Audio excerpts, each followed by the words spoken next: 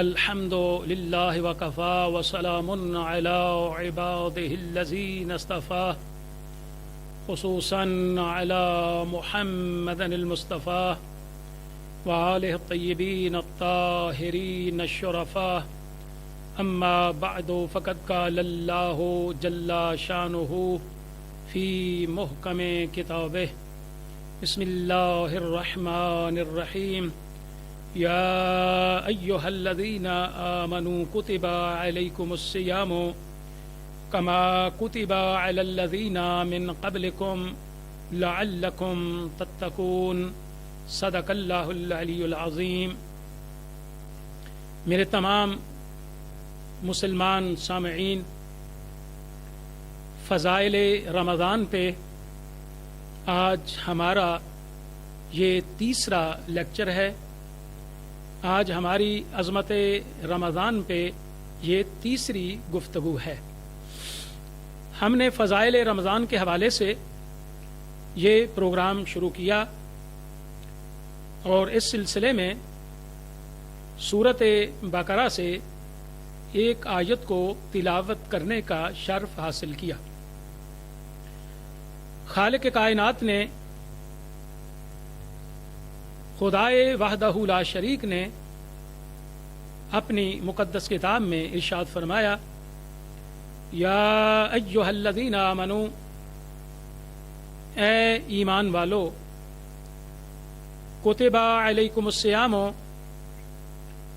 فرض کیے گئے تم پر روزے، کما کتب علی الذین من قبلکم، جس طرح فرض کیے گئے تھے ان لوگوں پر جو تم سے پہلے تھے، لعلکم تتقون، تاکہ تم متقی بن جاؤ، تاکہ تم بچ جاؤ، تاکہ تم روزے رکھ کر جہنم کی آگ سے بچ جاؤ۔ اس آیہ مبارکہ کے ضمن میں ہم فضائل رمضان اور عظمت قرآن اور عظمت نماز پر گفتگو کر رہے ہیں، اور آج ہم یہ بتائیں گے کہ ماہ رمضان کے تیسرے روزے کی عظمت و فضیلت پیغمبر اسلام صلی اللہ علیہ وآلہ وسلم کے نزدیک کیا ہے۔ لیکن اس سے پہلے وہی امام الانبیاء علیہ الصلوۃ والسلام کا خطبہ، جس کو حضرت امام رضا علیہ الصلوۃ والسلام نے اور امام رضا علیہ السلام نے اپنے آباء طاہرین سے، علی ابن ابی طالب سے، اور میرے آقا امیر المومنین علی ابن ابی طالب علیہ الصلوۃ والسلام نے رسول خدا صلی اللہ علیہ وآلہ وسلم سے نقل فرمایا ہے۔ میرے آقا پیغمبر اسلام صلی اللہ علیہ وآلہ وسلم نے عظمت رمضان کو بیان کرتے ہوئے ارشاد فرمایا، ایھا الناس، اے لوگو، یہ جو مہینہ ہے یعنی ماہ رمضان کا مہینہ، یہ وہ مہینہ ہے کہ جس میں اللہ تبارک و تعالی جنت کے دروازے جو ہیں ان کو کھول دیتا ہے۔ سبحان اللہ، یہ عظمت ہے ماہ رمضان کی۔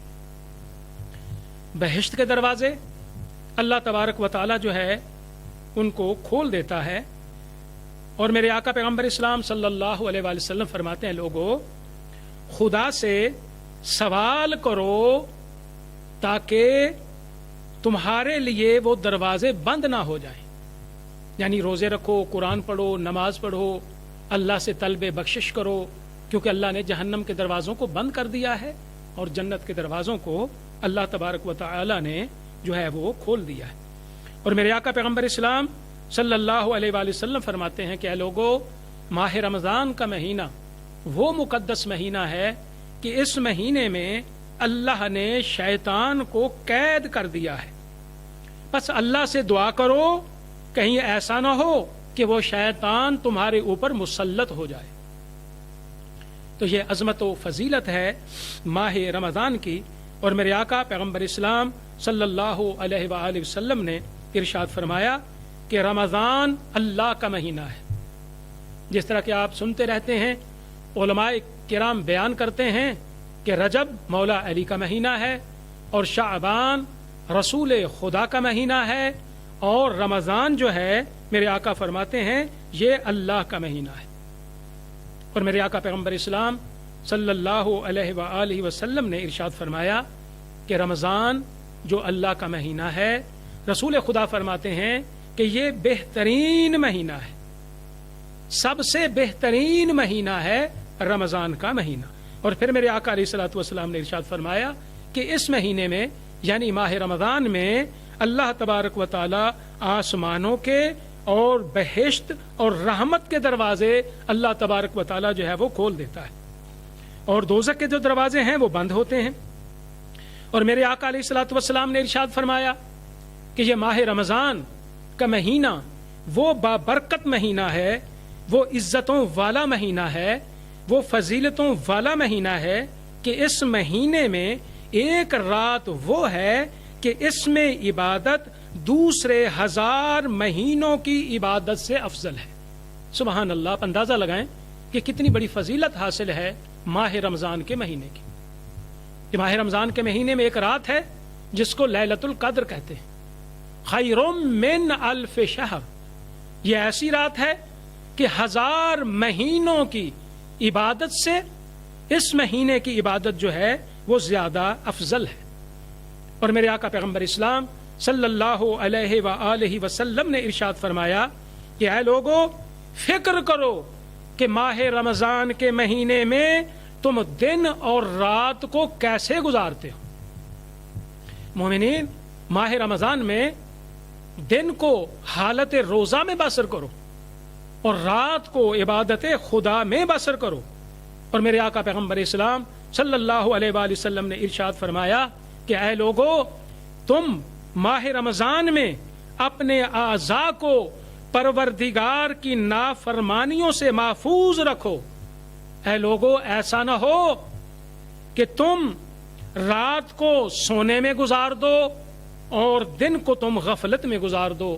ایسا نہیں ہونا چاہیے. پیغمبر اسلام فرماتے ہیں کہ دن میں تمہارا روزہ ہونا چاہیے اور رات کو تم عبادت خدا میں بسر کرو. تو یہ فضیلت ہے ماہ رمضان کی. تو میرے تمام مسلمان سامعین, ماہ رمضان کا آج تیسرا روزہ ہے اور میرے آقا پیغمبر اسلام صلی اللہ علیہ وآلہ وسلم ارشاد فرماتے ہیں کہ جو مومن, جو مسلمان ماہ رمضان کا تیسرا روزہ رکھے گا اللہ تبارک و تعالی اس کو ہر قدم کے بدلے میں 1 سال کی عبادت کا ثواب کرامت عطا فرمائے گا. آپ نے روزہ رکھا اور روزہ رکھ کے جتنے بھی قدم اٹھائے, امام الانبیاء علیہ الصلوۃ والسلام فرماتے ہیں, اور جملہ شرائط روزہ پر عمل بھی کیا. اور اللہ تبارک و تعالیٰ کے پیارے حبیب ارشاد فرماتے ہیں کہ اللہ فرماتا ہے کہ اس کو میں اتنا ثواب عطا فرماؤں گا کہ ہر قدم کے بدلے میں اس کو اتنا ثواب عطا فرماؤں گا کہ جتنا ثواب جو ہے عبادت کا ہے, 1 قدم کے بدلے میں 1 سال کی عبادت کا ثواب کرامت اللہ تبارک و تعالیٰ جو ہے اس مومن کو عطا فرمائے گا. تو یہ ماہ رمضان کے روزے کی عظمت و فضیلت ہے. تو میرے تمام مسلمان مومنین, ناظرین و ہم نے ماہ رمضان کے روزے بھی اور اللہ کی عبادت بھی کرنی ہے, ہم نے نماز بھی پڑھنی, کیونکہ پیغمبر اسلام صلی اللہ علیہ وآلہ وسلم نے ارشاد فرمایا کہ نماز دین کا ستون ہے اور اگر نماز قبول ہو گئی تو آپ کے تمام اعمال قابل قبول ہوں گے, اور اگر آپ کی نماز قبول نہ ہوئی, اگر آپ کی نماز کو رد کر دیا گیا تو آپ کا کوئی عمل بھی قابل قبول نہیں ہوگا. عظمت نماز کو بیان کرتے ہوئے میرے آقا پیغمبر اسلام صلی اللہ علیہ وآلہ وسلم نے ارشاد فرمایا کہ ہر شے کی ایک زینت ہوتی ہے, اسلام کی زینت نماز پنجگانہ ہے. میرے آقا پیغمبر اسلام صلی اللہ علیہ وآلہ وسلم نے ارشاد فرمایا کہ نماز کا ادا کرنا مرضی خدا کا سبب ہے. اللہ راضی ہوتا ہے اس مومن سے کہ جو نماز کو ادا کرتا ہے.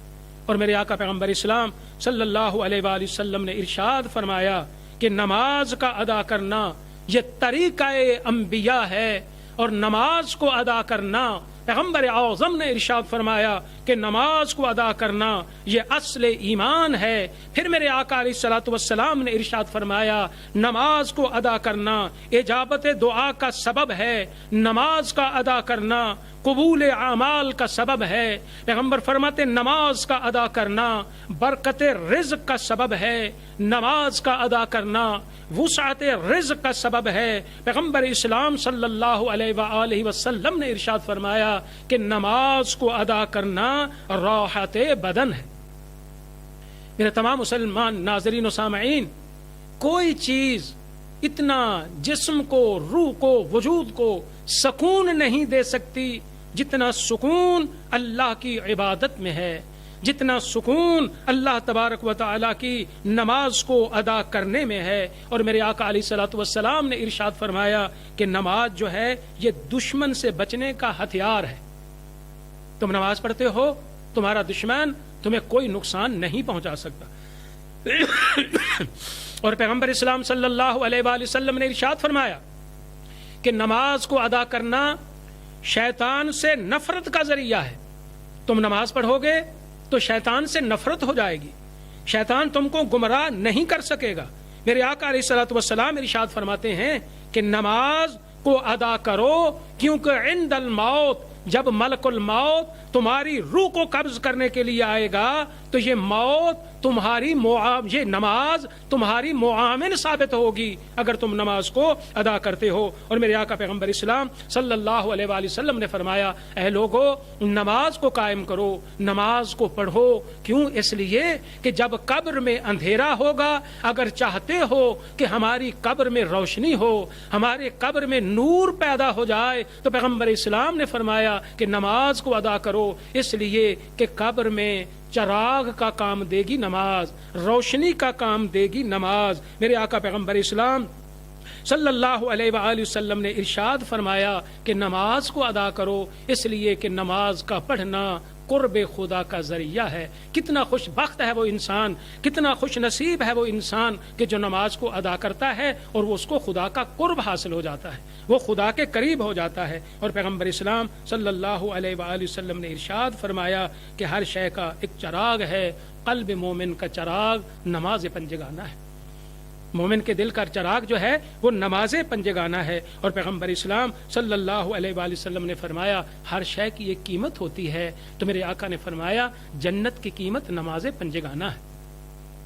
نماز پڑھو گے تو یہ جنت کی قیمت ہے۔ اور میرے آقا پیغمبر اسلام صلی اللہ علیہ وآلہ وسلم نے ارشاد فرمایا کہ نماز مومن اور کافر کے درمیان مایۂ امتیاز ہے۔ میرے آقا پیغمبر اسلام صلی اللہ علیہ وآلہ وسلم ارشاد فرماتے ہیں کہ نماز کو ادا کرو، اس لیے کہ نماز کو ادا کرنا جو ہے یہ زینت اسلام ہے اور یہ زینت شہر ہے کہ جہاں کے باسی، جہاں کے مومن مسلمان نماز کو ادا کرتے ہیں، پیغمبر اسلام نے فرمایا کہ وہ شہر کی زینت ہے۔ اور میرے آقا علیہ الصلوۃ والسلام نے ارشاد فرمایا کہ نماز کو ادا کرو، اس لیے کہ نماز کو جب تم ادا کرتے ہو تم اللہ سے اپنی حاجات کو طلب کرتے ہو تو اللہ تبارک و تعالی تمہاری حاجات کو پورا کرتا ہے۔ اور نماز کے بعد دعا کرنا، اپنے ہاتھوں کو دعا کے لیے بلند کرنا، میرے آقا پیغمبر اسلام صلی اللہ علیہ وآلہ وسلم نے ارشاد فرمایا کہ یہ دو حاجتوں کو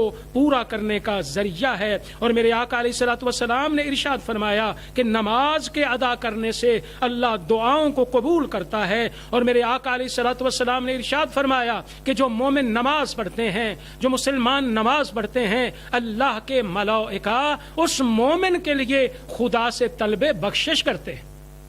ملائکہ کہتے ہیں پروردگار اس مومن کو معاف کر دے، اس لیے کہ اس مومن نے نماز کو ادا کیا ہے۔ اور میرے آقا پیغمبر اسلام صلی اللہ علیہ وآلہ وسلم ارشاد فرماتے ہیں کہ جو انسان نماز کو ادا کرتا ہے اس میں انکساری پیدا ہوتی ہے، اس میں تواضع پیدا ہوتی ہے۔ میرے آقا پیغمبر اسلام صلی اللہ علیہ وآلہ وسلم نے ارشاد فرمایا کہ اگر کوئی نماز پڑھتا ہے تو نماز پڑھنے سے تکبر میں کمی آتی ہے، غرور میں کمی آتی ہے۔ اور میرے آقا پیغمبر اسلام صلی اللہ علیہ وآلہ وسلم نے ارشاد فرمایا کہ اگر کوئی مومن نماز پڑھتا ہے تو اس کے گناہوں میں کمی واقع ہو جاتی ہے، کیونکہ نماز جو ہے یہ برائی سے روکتی ہے، نماز جو ہے یہ برے کاموں سے روکتی ہے. تو میرے آقا پیغمبر اسلام صلی اللہ علیہ وآلہ وسلم نے ارشاد فرمایا کہ نماز کو ادا کرنا یہ نزول رحمت کا سبب بھی ہے. اللہ نمازی پر اپنی رحمتوں کو نازل فرماتا ہے. تو میرے آقا حضرت پیغمبر اسلام صلی اللہ علیہ وآلہ وسلم نے ارشاد فرمایا کہ جو بھی صاحب ایمان اپنے فریضے کو ادا کرتا ہے, اللہ تبارک و تعالی فرماتا ہے کہ میں تیری دعا کو قبول کرنے والا ہوں, کیونکہ تم نے اپنے ایک فریضے کو ادا کیا ہے. اور میرے آقا علیہ الصلوۃ والسلام نے فرمایا کہ نماز کا ادا کرنا ایمان کی نشانی ہے. جو نماز نہیں پڑھتا وہ مومن نہیں. ایمان کی نشانی, ایمان کی علامت جو ہے وہ نماز پنجگانہ ہے, نماز کو ادا کرنا. یہ پیغمبر اسلام صلی اللہ علیہ وآلہ وسلم نے ارشاد فرمایا. میرے آقا علیہ الصلوۃ والسلام نے فرمایا کہ خدا کا پہلا فریضہ جو ہے وہ نماز پنجگانہ ہے, نماز کا ادا کرنا ہے. اور میرے آقا علیہ الصلوۃ والسلام نے ارشاد فرمایا کہ جس نے نماز پڑھی اس کی قیامت کے دن کی جو منزلیں ہیں اللہ ان کو آسان فرمائے گا. اور میرے آقا علیہ الصلوۃ والسلام نے ارشاد فرمایا کہ جو نماز نہیں پڑھے گا وہ سختی میں پڑ جائے گا. جو نماز نہیں پڑھے گا اس کا کوئی عمل بھی قابل قبول جو ہے وہ نہیں ہوگا, کیونکہ نماز جو ہے یہ اصل دین ہے, نماز جو ہے یہ ستون دین ہے. تو نماز کو ادا کرنا یہ واجب ہے اللہ کے نزدیک اور مصطفیٰ علیہ الصلوۃ والسلام کے نزدیک. جس طرح کے خالق کائنات نے قرآن مقدس میں ارشاد فرمایا وَأَقِيمُوا الصَّلَاةَ وَلَا تَكُونُوا مِنَ الْمُشْرِكِينَ, فرماتے نماز پڑھو مشرک نہ بنو. تو یہ قرآن مقدس کی آیت ہے. اس آیت میں خالق کائنات نے نماز نہ پڑھنے والے کو مشرک کہا ہے, نماز کی پرواہ نہ کرنے والے کو اللہ نے قرآن میں مشرک کہا ہے. اور جو نماز پڑھتا ہے اللہ نے اس کو مومن کہا ہے کہ مومن وہ ہوتا ہے کہ جو نماز کو قائم کرتا ہے, یعنی نماز کو ہمیشہ پڑھتا ہے, نماز کو وقت پر ادا کرتا ہے اور نماز کو خضوع و خشوع سے ادا کرتا ہے. قرآن کی نظر میں وہ مومن ہے, اور جو نماز کو ادا نہیں کرتا قرآن کی نظر میں وہ مشرک ہے. تو پیغمبر اسلام صلی اللہ علیہ وآلہ وسلم نے فرمایا, یہ روایت جناب سلیمان فارسی رضی اللہ تعالی عنہ سے ہے کہ پیغمبر اسلام صلی اللہ علیہ وآلہ وسلم نے فرمایا کہ ایسا شخص جو نماز پڑھے کہ جس کے سر پہ گناہوں کا بوجھ ہو. جناب سلیمان کہتے ہیں پیغمبر اسلام نے فرمایا کہ جس کے سر پہ گناہوں کا بوجھ ہو اور جب وہ نماز پڑھے اور اپنے سر کو سجدہ میں رکھے اور جب اپنے سر کو وہ سجدہ سے اٹھائے گا تو معصوم علیہ الصلوۃ والسلام نے فرمایا کہ اس کے گناہ اس کے سر سے دور ہونا شروع ہو جائیں گے, اس کے سارے گناہ ختم ہو جائیں گے جب وہ اللہ کا سجدہ کر کے سجدے سے اپنے سر کو اٹھاتا ہے. تو میرے آقا علیہ الصلوۃ والسلام نے ارشاد فرمایا کہ نماز کو ادا کرو, کیونکہ نماز رضائے خدا کا سبب ہے, رضائے مصطفیٰ کا سبب ہے, رضائے مرتضیٰ کا سبب ہے, رضائے سیدہ کا سبب ہے, اور رضائے حسن کا سبب ہے, اور رضائے حسین کا سبب ہے. اب جناب حسین کے سجدے کو دیکھو, صحرائے کربلا میں تپتی ہوئی ریت پر امام حسین علیہ الصلوۃ والسلام نے اللہ کا سجدہ کیا اور سجدہ کر کے بتا دیا کہ نہ مسجد میں نہ بیت اللہ کی دیواروں کے سائے میں نماز عشق ادا ہوتی ہے, تلواروں کے سائے میں. میں دعا کرتا ہوں اللہ ہم سب مومنین کو ماہ رمضان کے روزے رکھنے کی توفیق عطا فرمائے اور ہم سب کو نماز پڑھنے کی